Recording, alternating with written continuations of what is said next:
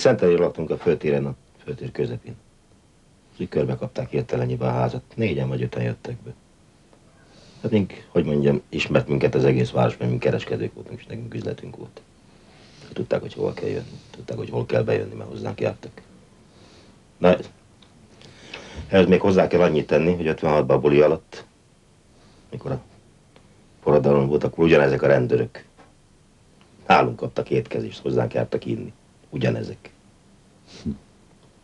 És mit talált ez a sok rendőr és katona? Semmit. Mit talált volna? Ha én nem adom oda, semmit nem talál. Amiért jöttek, az egy pisztoly volt. Igen. Hány lőszer volt benne? 1. És maga azért 5 évet kapott. Igen. Találtam egy géppisztolyt itt a közeli Mátyás kertbe. De hát ezt már csak az 56-os események után találtam. Nem csináltam vele semmit, csak mint aféle gyerek. Szétszedtem, összeraktam, bezsíroztam, megterültem, elraktam.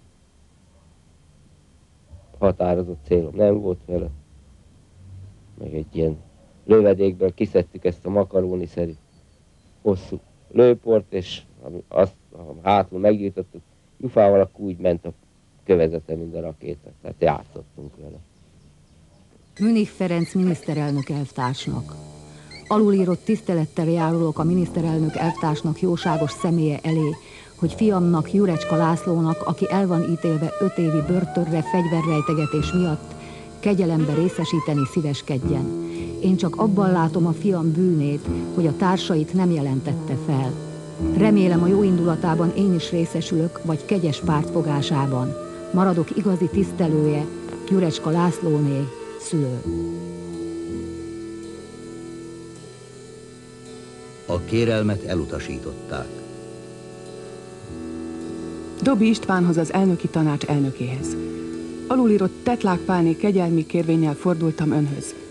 A fiammal való legutóbbi beszélgetés folyamán gyermekemben a teljes letargia és a minden iránti közömbösség volt tapasztalható.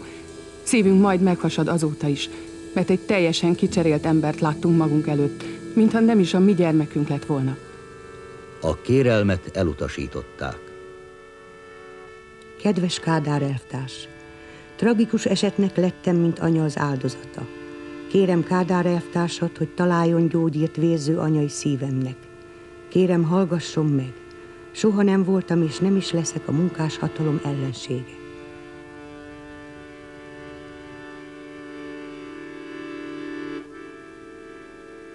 A kérelmet elutasították.